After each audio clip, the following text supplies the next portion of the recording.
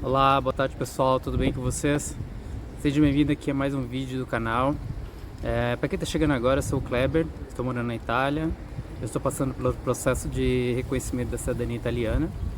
E no meu canal eu compartilho um pouco de como é viver aqui na Itália, longe dos estereótipos de turismo, e mostra a vida real de quem realmente busca entender o que significa ser italiano, se tornar italiano, né?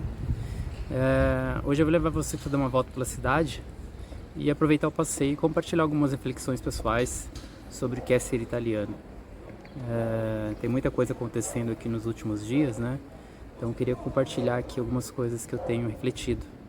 E é claro, sobre o que significa estar aqui na Itália, com o sangue italiano correndo nas veias. Então fica aí comigo nessa caminhada, vamos aproveitar esse dia lindo que está aqui. Então pessoal, essa é a Itália real.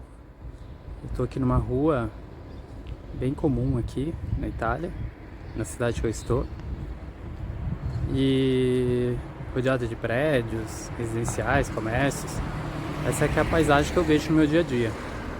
Talvez você tenha uma ideia diferente de como a Itália é, né? Aquelas casinhas pequenas, soprados de terracota, com grandes jardins, pessoas todas juntas comendo, falando alto, tomando vinho à tarde. Esse é um estereótipo que vemos no cinema, mas a Itália é muito mais que isso. Então vou dar uma andada aqui e mostrar para vocês aquela Itália que todo mundo vive a vida real. Então na verdade esse estereótipo tem muito mais a ver com uma imagem que foi construída ao longo de muitos séculos. A Itália, como um país unificado, é mais jovem que o Brasil. Ela se unificou em 1861 e isso aconteceu depois de muitas guerras, divisões internas. O Brasil, por exemplo, já era um país há quase 50 anos. E quando você olha para o país de hoje, percebe as consequências dessa divisão. Por exemplo, os dialetos. O italiano, como a gente conhece hoje, é um idioma padronizado, mas ele foi praticamente imposto aos italianos. Quando os piemonteses unificaram o país, eles escolheram o dialeto toscano na Florença para ser o padrão. Mas na prática existe muito mais outros dialetos, como o napolitano, o romanês, o milanese, o sardo, o siciliano, que inclusive é bastante retratado em filmes como Poderoso Chefão. Essas diferenças culturais, gente, refletem na diversidade de paisagem, na experiência que você vai encontrar aqui.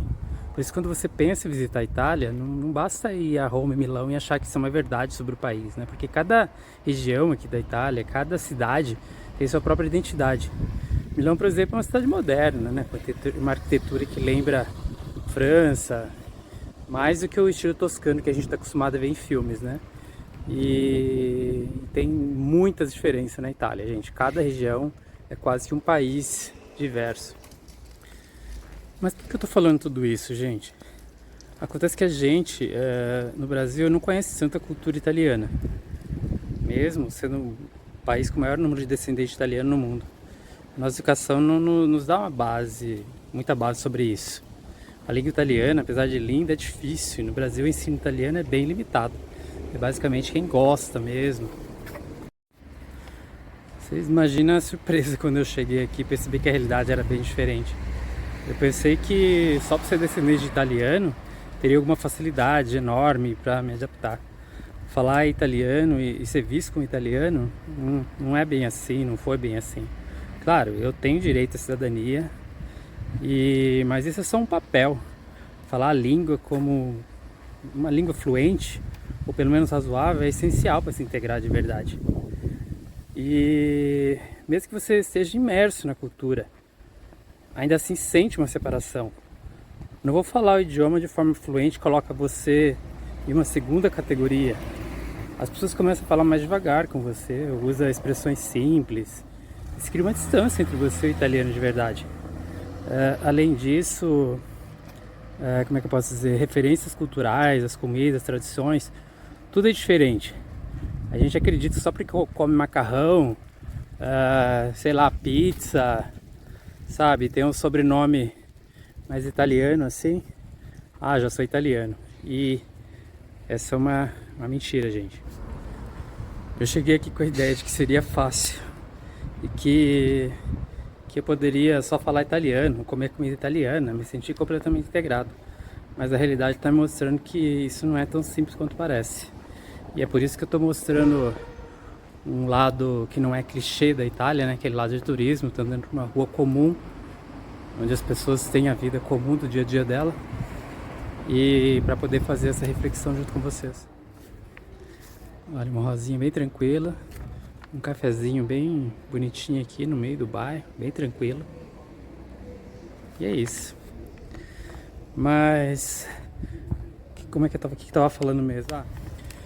Mas gente, o que foi mais importante de tudo isso, na verdade, foi perceber que eu não preciso de um segundo país para pertencer. Eu cheguei aqui com todas aquelas expectativas, né? Depois de muita reflexão, quase que eu caí aqui. Eu entendi que aquilo que eu idealizei não fazia sentido. O Brasil, com todas as suas dificuldades que nós brasileiros sabemos, ele tem um valor imensurável.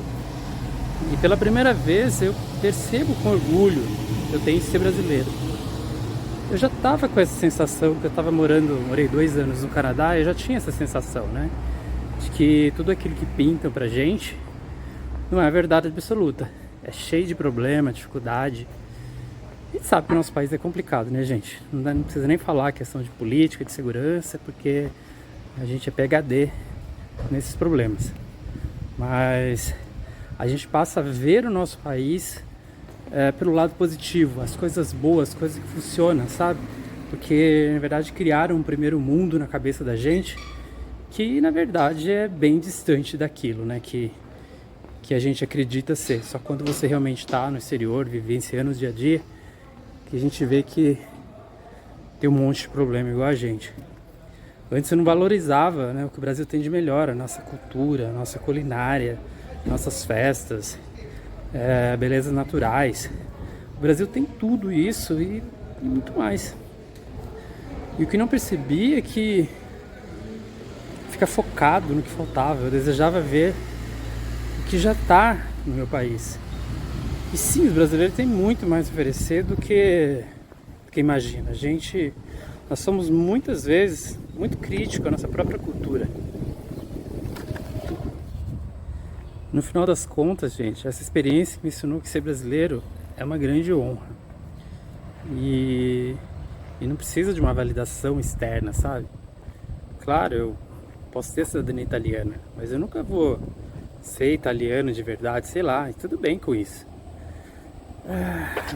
A verdadeira identidade, eu acho, que eu carrego, é de ser brasileiro. E é isso que me dá orgulho, é isso que cada dia mais tem me dado orgulho, sabe?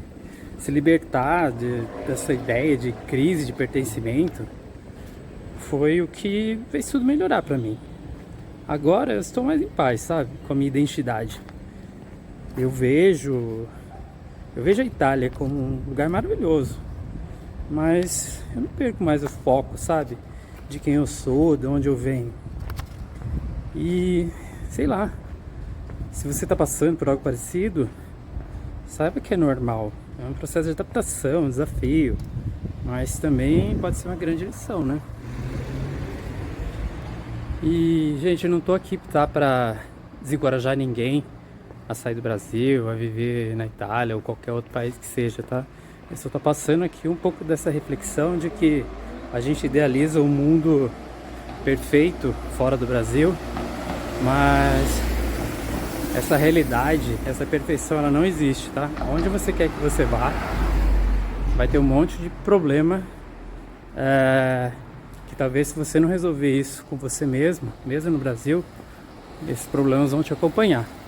E claro, né? Você não vai ter muito mais problema de segurança, sabe? O custo do dinheiro, não, o poder de compra, né? Realmente é muito diferente. A gente consegue fazer mais com menos dinheiro. Tudo bem que aqui na Europa também tem um pouco de inflação, as coisas subiram. Nada mais é igual era antes da pandemia. O mundo mudou. O mundo tá meio doido, né? Todo mundo sabe as coisas estão acontecendo, não precisa nem ficar relatando aqui no vídeo. Mas é isso, gente. Se você tem esse sonho, vai atrás, corre atrás, mas se prepare psicologicamente, financeiramente. Então, gente, foi um pouco da minha experiência aqui como descendente italiano na Itália. Espero que tenha sido útil, que você tenha identificado com alguma das reflexões, né? Parece até uma conversa de terapia, né? Mas, enfim, no fim, é tudo sobre crescer e aprender mais sobre quem somos. Se você já passou por algo parecido, ou tem vontade de vir aqui, deixe seu comentário, vamos trocar uma ideia. E não esqueça de curtir se você gostou dessa reflexão, comentar, enviar para alguém que talvez precise ouvir essas palavras. E é isso, gente. Eu espero vocês aí no próximo vídeo e até mais.